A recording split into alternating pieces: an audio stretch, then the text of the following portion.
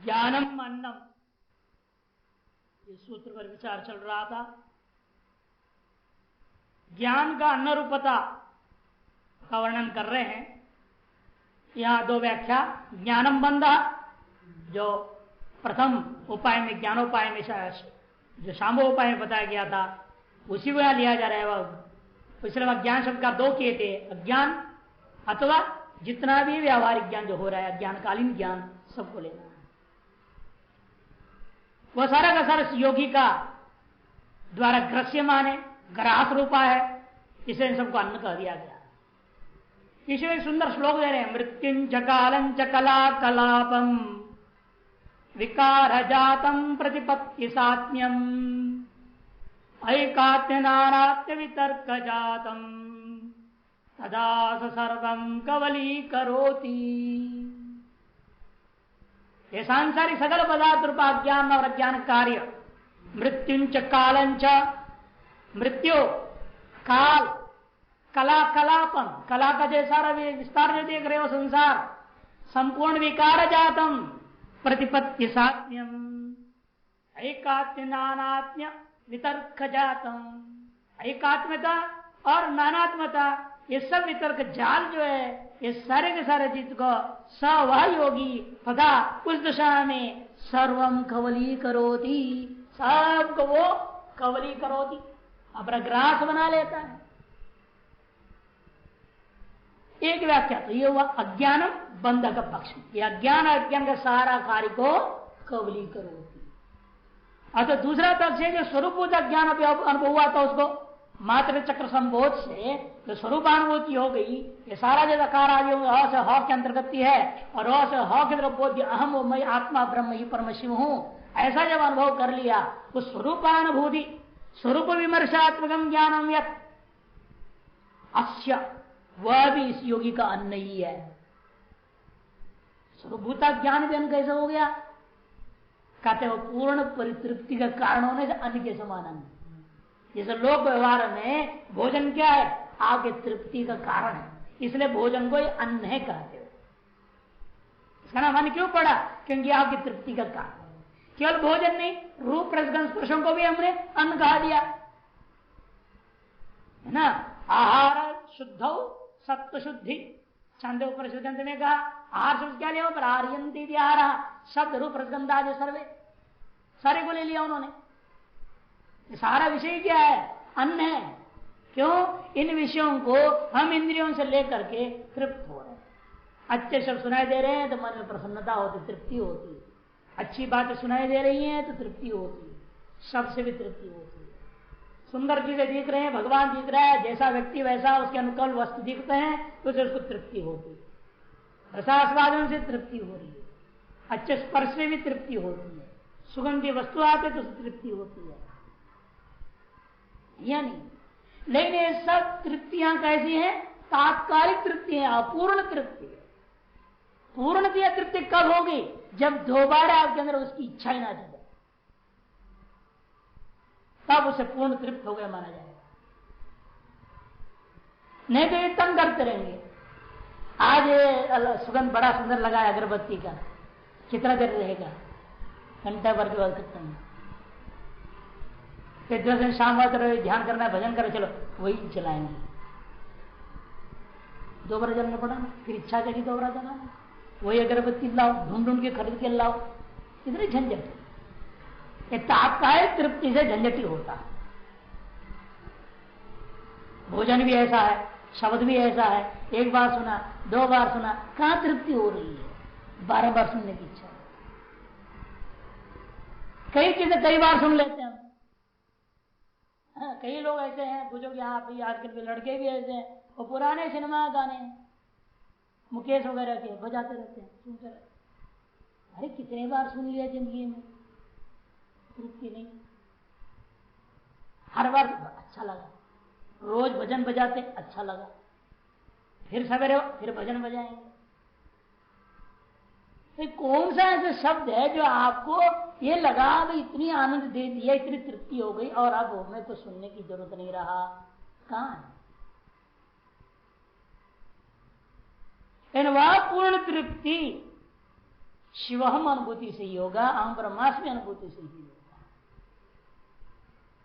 अच्छा, पूर्ण तृप्ति का कारणीभूत अहम ब्रह्मास्मि ज्ञान शिवहम ज्ञान है, तृप्ति का कारण है ना वो ज्ञान, इसे ज्ञान को भी अन्न कहा, क्योंकि तृप्ति का कारण होने से उस ज्ञान को भी अन्न शब्द से व्यवहार कर पूर्ण परितृप्ति कारितया स्वात्म विश्रांति है तो स्वात्मा में विश्रांति कारणीभूता उस ज्ञान को भी इसलिए अन्न कह दिया गया। अत्रैकतम युक्तिस्थे योत्पेत्येत दिनादिनम भरिता कारिता सात्र तृप्तिरत्यंत पूर्णता। अत्यंत पूर्णता तृप्ति में क्या है? तृप्ति में अत्यंत पूर्णता का मतलब क्या समझा? जब तक स्थिति नहीं आएगी समझो तुम्हारी तृप्ति अपूर्ण ही है, पूर्ण नहीं। पूर्ण तृप्ति का लक्षण बता रहे क्या है वो? अत्रैकतम युक्तिस्थ, एकतम युक्तिस्थ हो जाएगा वो। युक्तियों का जाल में फंसा नहीं, एकतम एक तरफा हो जाएगा, बस यही है बस, और कोई दूसरा नहीं। जैसे हम लोग है, हाँ आचार्य शंकर ने कहा ये है अर्थ उसका, भाष्य का ये अर्थ बता भाष्यकार ने, इस उपनिषद का ये अर्थ है, इस मंत्र का ये अर्थ है, हमारे गुरु ने इसे सुना दिया, बस यही है। और कोई कहे इसको पढ़ो महाराज, इसको पढ़ो महाराज, ये भी व्याख्या नहीं, हट, हमें नहीं चाहिए सब, फालतू बातें पढ़ना नहीं। जिसके समर्थन में हो नहीं सकता उसको क्या सुनना है, क्या पढ़ना है, क्या देखना है? देखना ही नहीं। आज उसको दोहरा रहा है कोई चीज, उसी की व्याख्या और विस्तार करके समझा रहा है, कोई नई दृष्टांत देकर समझा रहा है, हाँ तो ठीक है, वो पढ़ने में आनंद रहेगा। वो एकतम युक्ति में स्थित हो गया, उसमें या उत्पत्ति है तो तृप्ति, उसमें जो तृप्ति उत्पन्न होती है वो कैसा होती है पता है? कहते बिना दोबारा अपेक्षा का स्वयं ही दिन प्रतिदिन वो बढ़ते रहता है, वो चिंतन चलता है, वो अपने आप चलेगा। फिर वो जरूरत नहीं दोबारा टेप सुनने का, गुरु को पहचाने का, कहीं और उपनिषद सुनने की कोई जरूरत नहीं। वास्तविक श्रवण यदि एक बार होता है ना, फिर दोबारा श्रवण की जरूरत ही नहीं होती। किसी के भी मुख से सुनने की इच्छा नहीं होगी आपको। यदि गुरु मुख से वास्तविक एक बार श्रवण हो जाए, दोबारा तीबारा सुनने की, उसी गुरु मुख से भी दोबारा सुनने की इच्छा नहीं होगी। क्या सुनना फिर? वहां के बैठ के क्या करेंगे? अरे किसी और को बैठे हैं तो गला उठा लेंगे, हम आगे भीड़ करेंगे, मतलब अपने मस्त रहेगा। जहां बैठे हुए वो जो गुरु का आवाज सुनाई दे रहा, चिंतन चल रहा, उसको किसी की सहायता की जरूरत ही नहीं पड़ती। स्वरूप चिंतन के लिए जरूरत नहीं पड़ती। अब पढ़ाने के लिए हो सकता है सुन लेगा, एक बार क्या बोले शब्दावली सुन लिया जाए, बात नहीं। कि स्वरूप चिंतन जो चलता है वो एक शब्द की, जैसे पहले बताया ना, वो उल्टा पुल्टा जैसा भी बोलेगा वो सब सत्य ही होगा। एक बार वास्तविक श्रद्धा से वास्तविक श्रवण यदि हो जाता है, फिर वो क्रम अक्रम शब्दों की कोई जाल की अपेक्षा नहीं होती स्वरूप चिंतन के लिए। कहीं से कहीं कहाँ शब्द याद आते जाता है और अपने आप उसमें चिंतन में लगे रहते हैं, और क्रम की जरूरत नहीं पड़ती। कभी क्रम में भी याद आ जाए कोई दिक्कत नहीं, माने क्रम अक्रम की अपेक्षा नहीं। दिन प्रतिदिन, दिनादिनम भरिता कारिता, दिनादिनम, दिन प्रतिदिन और भरण होगा, और पोषण, भरिता माने पोषण कारिता भवती, आपका वह स्वरूप ज्ञान का चिंतन जो धारा विचार है, और पुष्ट और पुष्ट और पुष्ट होते रहेगा, और अन्य बाह्य कोई अपेक्षा नहीं रहेगा। सात्र तृप्ति, उस तृप्ति को ही हम कहते हैं अत्यंत पूर्णता, उसका नाम। उस तृप्ति का कारण होता है ज्ञान है कौन? शिवहम अहम ब्रह्मास्मि, इसलिए इस ज्ञान को अन्न कहा। युक्ति ही अत्र द्वादशोत्तर शत भूमिका ज्ञान रूपैव ये तत्स्पंदे उत्तम। और युक्ति क्या है? यहां पर एकतम युक्ति स्थे कहा गया ना, क्या है वो युक्ति? द्वादशोत्तर शत भूमिका, 112 भूमिकाओं का वर्णन किया है। आप किसी भूमि में जाके बैठ जाएं और अपने स्वरूप में चले जा सकते। एक अच्छा स्पंदे उत्तम, स्पंद कारिका में कहा गया है 112 द्वादशोत्तर शत भूमिका ज्ञान रूप ही, वो भी भूमिका क्या है, सब ज्ञान रूप ही है। वेदांत में तो 7 ज्ञान की भूमिया बताए, शुभेच्छा आदि, है ना, और इन्होंने 112 गिना ली।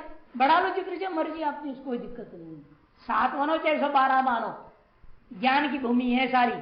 उन ज्ञान की भूमियों में आप जिस भूमि में चाहे उस भूमि में बैठिएगा, आप मोक्ष के मार्ग में प्रशस्त हो जाएगा। उसे निचले भूमि जो उन्होंने बताया, कौन, योग सूत्रकार व्यास भाष्यकार, 5 में बताए, वो ज्ञान की भूमिया नहीं, चित्त की भूमिया है। दोनों में अंतर समझ लीजिएगा, इसलिए मैं जानबूझ के बताया। चित्तों में भूमि बनाना, क्या क्या बनाया उन्होंने, मूढ़, क्षिप्त, विक्षिप्त, एकाग्र, निरुद्ध नाम की 5 भूमिया बताई। उसमें कहा मूढ़ और क्षिप्त दोनों तो योग और साधना के अधिकारी ही नहीं, हटा दो, तो पशु है, तो इंसान ही नहीं, मनुष्य ही नहीं, तो पशु जैसे जी रहे। इंसान के रूप में भी हो तो भी वो पशु ही है, उनको छोड़ दो बोल दिया। और विक्षिप्त दशा वालों के लिए हम योग सूत्र बना रहे हैं, एकाग्र दशा वालों के लिए योग सूत्र है, निरुद्ध दशा वालों के लिए योग सूत्र, उल्टे क्रम से समाधिपाद निरुद्ध दशा वालों के लिए,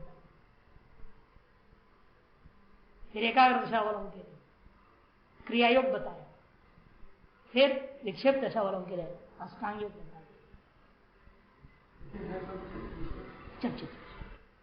वो अलग, ये अलग, ये ज्ञान की भूमियों की चर्चा हो रही है। भूमि शब्द सुन लेता है आदमी का दिमाग खराब हो जाता है, और बात ऐसे बोले, इसे मैं क्लियर कर दिया, भूमि शब्द वहां भी प्रयोग हो रहे, यहाँ भी भूमि की भूमिया कहा जाता है, लेकिन ज्ञान भूमिया अलग चीज है, चित्त की भूमिया अलग।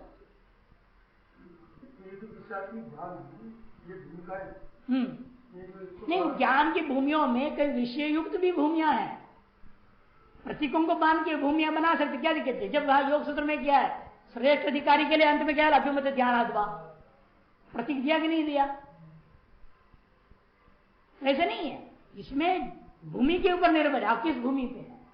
इसे तो लंबा, शुभेच्छा में क्या होता है, शास्त्र चाहिए आपको, शुभेच्छा में यही है। शुभेच्छा का मतलब है शास्त्र को पढ़ने की इच्छा। मुक्ति का पहला ज्ञान का भूमि बताया, प्रथम ज्ञान भूमि में रहेगा, वो शास्त्र को लेके चलते रहेगा, सापेक्ष सविषय वाक्य नहीं हुआ। इसे निर्भर है आप कौन सी ज्ञान भूमि, इसलिए उन्हें 112 बना देना, इसी 7 को विस्तार कर 112 बना दिया। 111 ज्ञान भूमि में किसी भूमि में रहेंगे आप, एक बार किसी ज्ञान भूमि में प्रवेश कर गए आप मान लो, फिर आपका पीछे हटना असंभव नहीं हो सकता, फिर तो आगे चलते रहेंगे, मुक्ति के मार्ग में आगे बढ़ते हैं।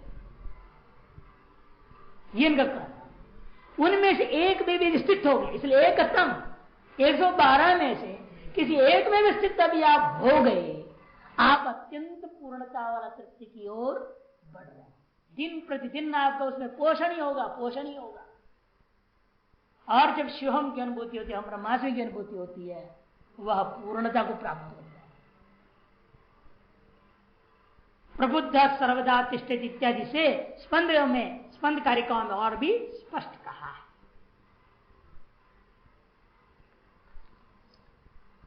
अर्थात कस्यांचित धारणायां अवस्थित है, 72 पृष्ठ में नीचे छोटे अक्षर वाली टीका। कहने का तात्पर्य बहुत सुंदर संग्रह किया, इसलिए जा रहा हूं। कस्यांचित धारणायाम अवस्थित योगिनी उत्तरोत्तरम निर्विकल्प समावेश दशा रसास्वादाद यह स्वरूपात्मोपलब्धि रूपा अत्यंत पूर्णता प्राप्त। शुरू कहां से हुई, आप धारणा में हो जाते हैं, धारणा से फिर ध्यान होने लगता है, ध्यान से फिर समाधि होने लगती है। धीरे धीरे किसी भी प्रकार की धारणा को अपना, जो शास्त्र में कहा हुआ धारणा, पंच तत्व धारणा, पंच विवेक धारणा, पंचकोश धारणा, कोई भी धारणा को लेकर शुरू करो। कस्यांचित धारणायाम अवस्थित है ना, एकतम स्थित, एकतम स्थे, उसके लिए कह रहे कस्यांचित धारणायाम अवस्थित योगी, ऐसा योगी होने पर उत्तरोत्तरम दिनादिनम, दिनादिनम क्या, उत्तरोत्तरम निर्विकल्प समावेश दशा रसास्वादात, आप स्वाभाविक रूप से क्या होगा, निर्विकल्प दशा में पहुंचोगे और एक बार से उस समावेश का रसास्वादन हो जाता है तो फिर आप कभी दोबारा संसार की ओर देखना नहीं चाहेंगे। तो अद्वैत, जब तक अद्वैत स्वरूप अनुभूति नहीं होती है या अद्वैत स्वरूप आत्मोपलब्धि रूप अत्यंत पूर्णता प्राप्त, वह आत्मोपलब्धि ही अत्यंत पूर्णता है। इसलिए पूर्णमद पूर्णमिदं का हुआ सैव तृप्ति, उसी को यहां पर क्या है, पूर्ण तृप्ति शब्द से इन लोगों ने शास्त्रों में कहा है। यह निष्कर्ष यह दे रहे हैं, अयम निष्कर्ष परतत्व दशायाम समुपगतो योगी, जो परतत्व कौन है, परम शिव, निर्गुण निराकार शुद्ध ब्रह्म, जो परम शिव शब्द यहां पर शैव दर्शन में कहते हैं, उस परम दिशा में स्थित हुआ जो योगी है, समुपगतो योगी, स्वात्म वैभव विस्तार निरंतरम परिशीलन, तो क्या देखना है, मुझ आत्मा का ही वैभव का सारा विस्तार दिख रहा है, अनंत ब्रह्मांड, ऐसा परिशीलन करते हुए अत्यंतम निराकांक्षो भवती, यानी कि मेरा विस्तार होने से इसकी आकांक्षा मैं करूं, इसका मौज करूं ना, इस दृश्य की कोई आकांक्षा इस दृश्य से संबंध नहीं करता। यदि भी जान रहा है मेरे ही ये सब विस्तार है, मेरा क्या बिगाड़ेंगे, जो मेरा ही लीला है, तो फिर भी उसे आकांक्षित नहीं रहता, निराकांक्ष ही होता है। ग्राह्याभ्यंतरे स्वात्म विस्फारण आत्मक समस्त प्रपंच प्रसारे भरित स्वभावत्वेन न किंचित अपनी अभिवांछत, किसी भी चीज की वो आकांक्षा, इच्छा, वांछा नहीं करता। क्यों? क्योंकि ग्राह्याभ्यंतर, उसके लिए ग्राही क्या है, बाहर कुछ नहीं, स्वस्वरूप ही ग्राही। ग्राह्याभ्यंतर स्वात्म विस्फुरणात्मक, स्वात्मा का ही विस्फुरणात्मक समस्त प्रपंच प्रसार, समस्त प्रसार में क्या मान रहा है, भरित स्वभावत्वेन, अपने आप को इसका भरण पोषण करने का स्वभाव वाला मान रहा है, मेरे से इनका भरण पोषण हो रहा है, हम मैं क्या इनकी आकांक्षा करूं, तो मेरे अधीन है, ये मुझे क्या देंगे, ये मुझे क्या देंगे, जो मेरी सत्ता से सत्तावान हो रहे हैं, अब इनसे मेरे को क्या लाभ होने वाला है, किसी प्रकार का भी कोई इनसे हमें लाभ होने वाला नहीं, इसलिए वो इनकी आकांक्षा कोई वो छोड़। आप संसार प्रवृत्त क्यों होते हैं, आपको लग रहा है इससे मेरे को लाभ होगा, इससे मेरे को लाभ होगा, ये ले लो तो मेरे को सहयोग मिलेगा, मेरी साधना में उपयोग होगा, तभी आप पकड़ रहे चीजों को। जब अपने स्वर में सिद्ध हो गए, अब किसी को पकड़ने की जरूरत रह जाएगा, किसी भी चीज को पकड़ने की जरूरत नहीं, अपने आप सबको छोड़ देता है। व्यवहार दशायाम तो ये तो हो गया जो अपना सुस्थित है, लेकिन व्यवहार दशा में आपको क्या दिखेगा, दूसरे अज्ञानियों को जो स्थिति में पहुंचे नहीं है ना, वो पहुंच गए, एक ने पहुंचा, यानी कि सब पहुंच थोड़े गए, पहुंचा हुआ अपनी स्थिति में कैसे बता दिया, उसको तो किसी कोई आकांक्षा नहीं दिख रही। इन व्यवहार दशा में अज्ञानी अन्य जो है वो देख रहे हैं, वो खा रहा है, पी रहा है, घूम रहा है, फिर रहा है, सब पहले जैसे सारा काम धंधा हो रहा है, ये कैसा ब्रह्म ज्ञानी है भाई, क्योंकि प्रारब्ध कर्मानुसार व्यवहार दशा में किसी किसी की व्यवहार में सब कुछ होता दिखता है, किसी में कुछ ना होता हो दिखता है, इसे उसके प्रारब्ध पर निर्भर है सारा, उसे भ्रमित नहीं होना चाहिए, इसलिए उठा रहे। व्यवहार दशायाम तो कदाचित देह भूमिकायाम विद्यमान प्रबुद्ध योगो नटवत, व्यवहार दशा में भी कदाचित तो देह भूमिका में आ जाता हो मान लो, तो भी नट के समान, नट मने नाटक करने वाले के समान प्रबुद्ध जो योग वाला होने से स्वस्वरूप चमत्करण युक्तम पात्रीभूय, अपने स्वरूप का ही चमत्कार भूता मानते हुए एक पात्र के समान, अपात्र होता हो भी पात्र के समान एक्टिंग करेगा, नाना विधान अभिनयान निर्वाण, नाना विध अभिनय, कहीं गुरु बनेगा, कहीं पिता बनेगा, कहीं कुछ बनेगा, जो जैसा पाठ करना होगा बिल्कुल सम्यक करेगा। जयदयाल गोविंद का कहानी आती है, उनकी पत्नी मर गई, घर के बच्चे सब रोने लगे, बेटा बहू बेटी वगैरह। अरे क्यों हो रहा है? इतना मैं वेदांत देता सुनते थे, बेकार गया। अरे चुप रहो, कुछ नहीं, रोने की कोई जरूरत नहीं। पिताजी बोल दिए, क्या करें, कोई नहीं, सब रोना बंद कर दिए। अब ये माँ की मुर्दा पड़ी हुई है और सब अपने काम कर रहे। देखो का फिर ठीक 11 बजे से 5 मिनट पहले सबको बुला फटाफट। तो बोलते हैं अब शुरू करना पड़ेगा, मैं भी रोऊंगा, तुम लोग भी रोना। क्यों? उधर देखते उधर मामा रे, तुम्हारे मामा रे, अब देर सब रिश्तेदार आएंगे, उनके सामने में तो रोना पड़ेगा। शुरू कर दो। फिर रोना शुरू किया, सबको रोना कौन को कर। ये नटवत ज्ञानी का ये लक्षण है। क्या व्यवहार है? लोग कहेंगे दो पत्नी मर गई, लोगों को फर्क ही नहीं पड़ रहा, लोग दुनिया और बात कहेंगे, उनके साथ रोना है।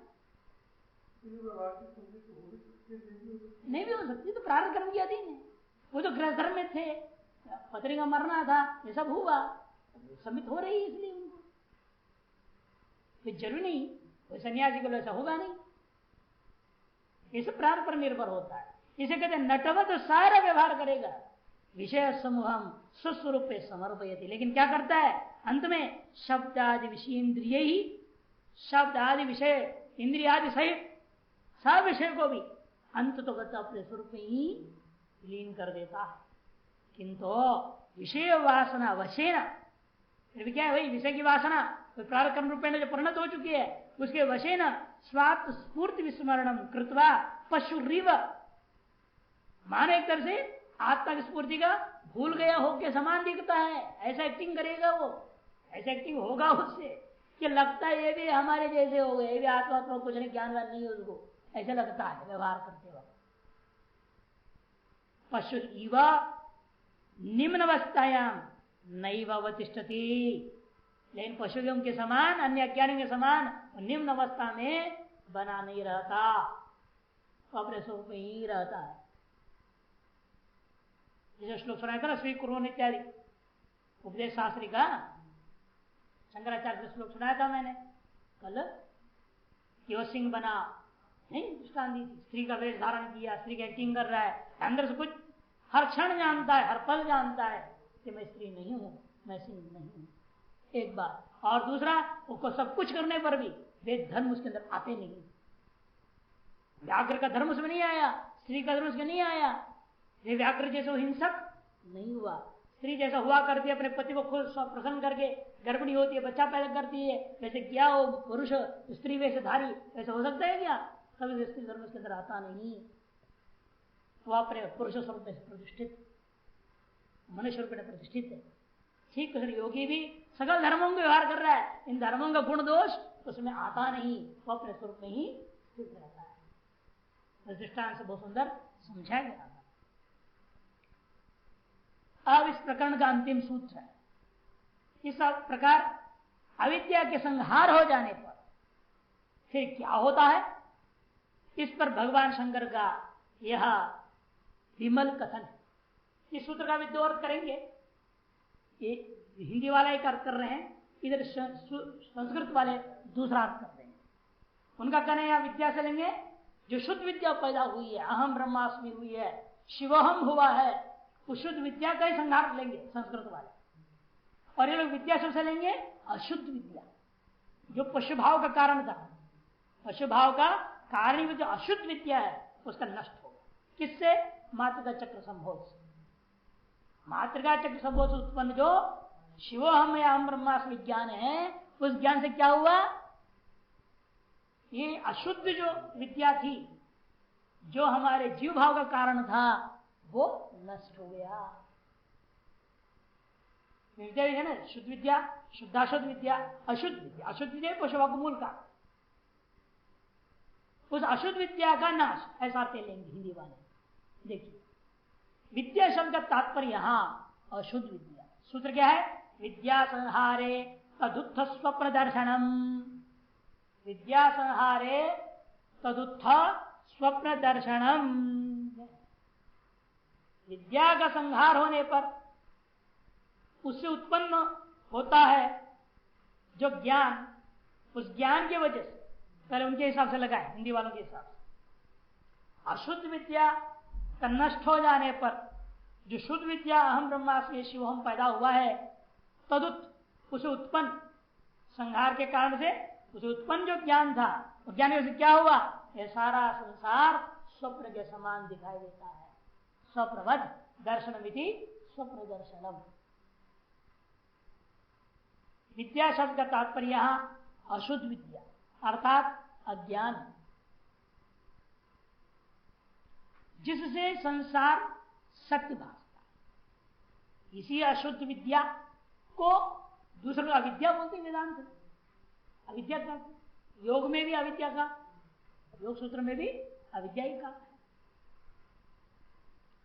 तो वो जो अन्य दर्शनों में अविद्या अज्ञान आदि शब्दों से कहा गया, जिसको इन्होंने यहां अशुद्ध विद्या से कहा था, उस अविद्या कैसी है वो, जिससे संसार सत्य रूप से भासता है। उसका जब ज्ञानोदय होने पर संहार हो जाता है, ज्ञानोदय होने पर क्या होता है, उसका संहार।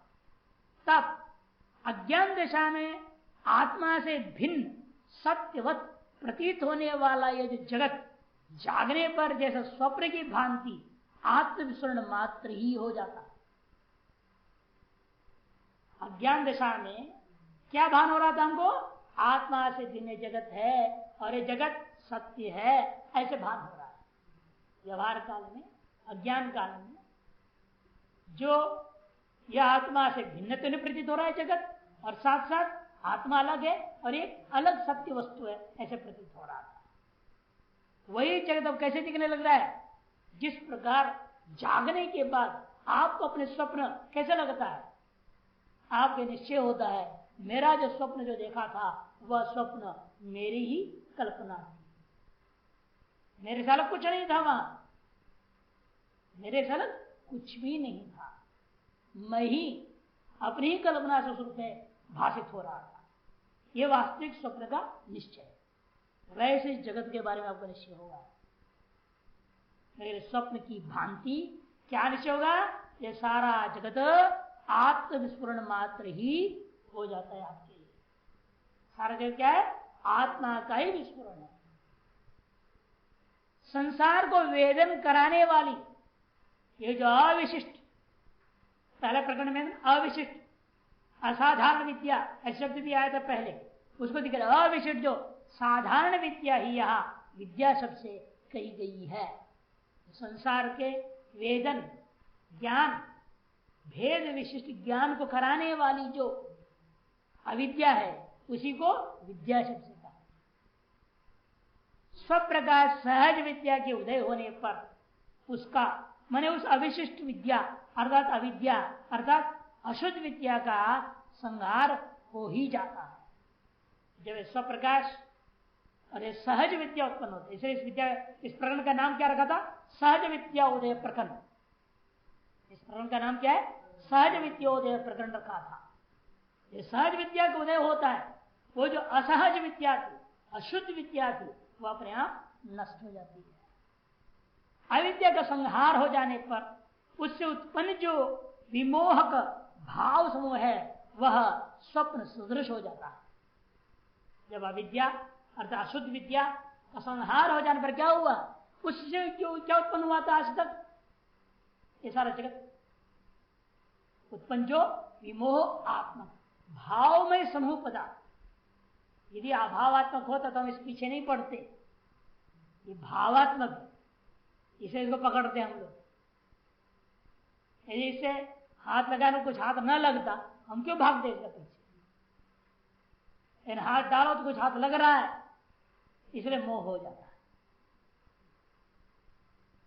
इसलिए कह रहे विमोहक भाव समूह है ये सब पदार्थ, वह स्वप्न सदृश हो जाता है। सारा भाव में ये जागृत जगत स्वप्न जगत सब स्वप्नवत ही हो जाता है।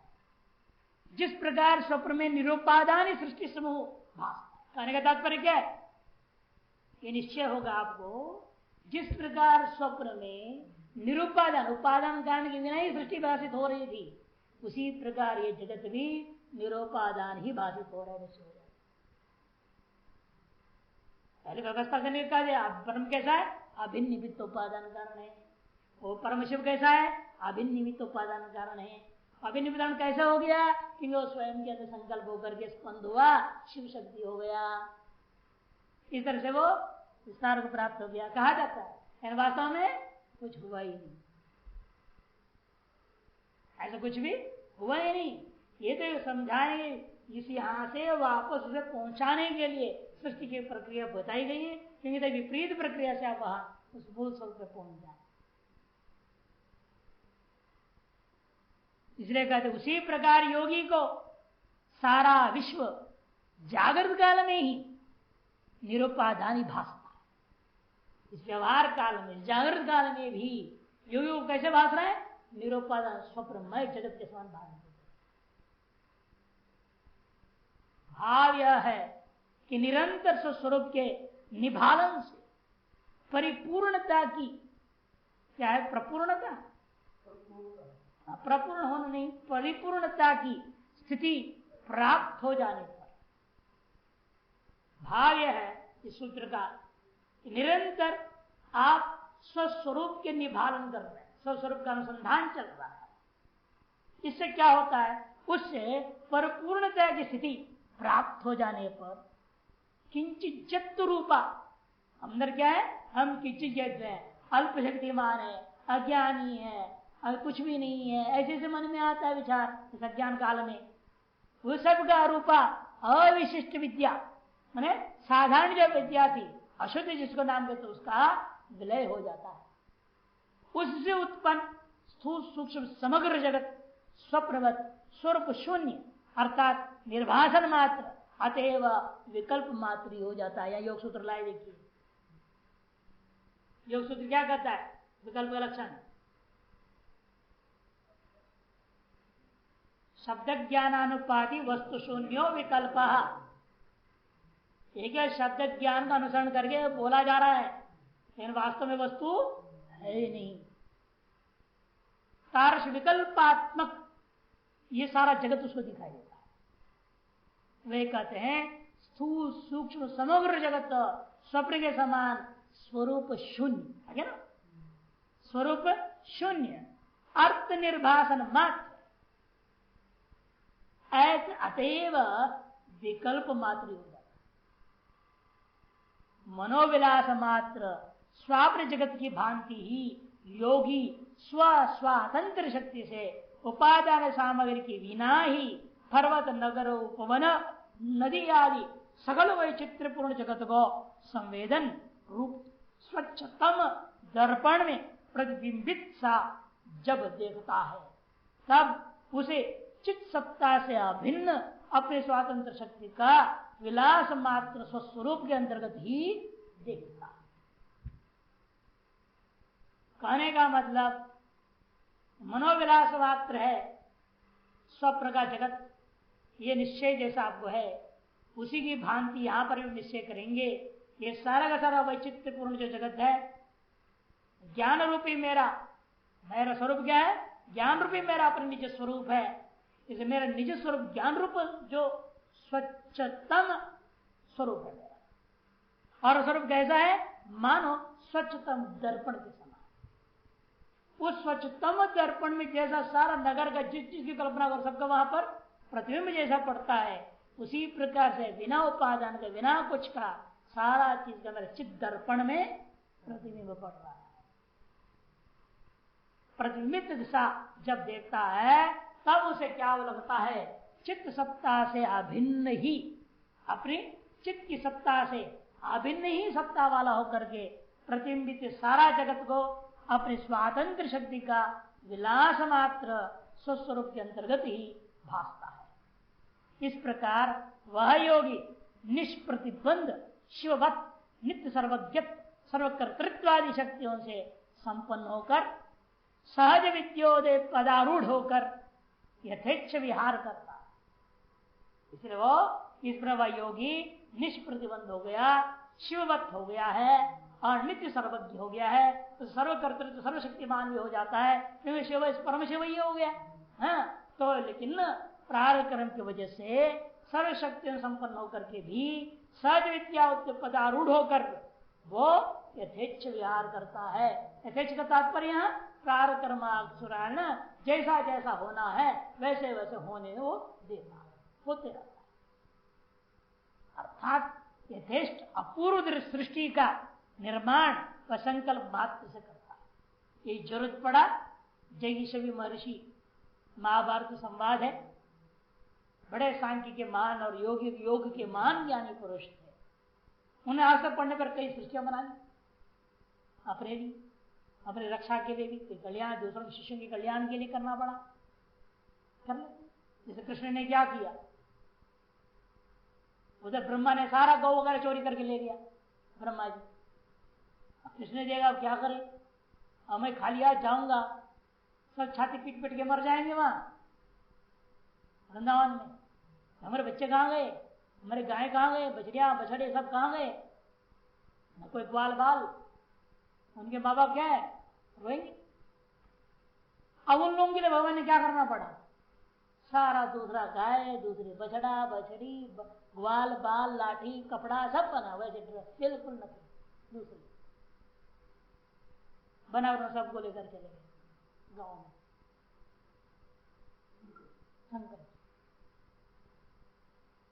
सामर्थ्य रहता है लेकिन करता नहीं है। यदि ऐसी कोई परिस्थिति आ जाए, चाहे प्रारब्ध कर्म समझो या बाह्य जगत के निमित्त के कारण से समझो, लीला के मार्ग से समझो या क्रीड़ा रूप समझो, तब वो निर्माण भी कर सकता है। तो उसका कोई स्वार्थ तो है नहीं, वो निर्माण भी नहीं करेगा तो किसके लिए करेगा, वो जगत हित में ही करेगा। इसलिए कहते हैं यथेष्ट अपूर्व सृष्टि का भी निर्माण वह संकल्प मात्र से करता है। जैसे जैशवी आदि योगियों द्वारा की गई निरुपादान सृष्टि रचना देखी जाती है, महाभारत आदि वर्णन इनका है।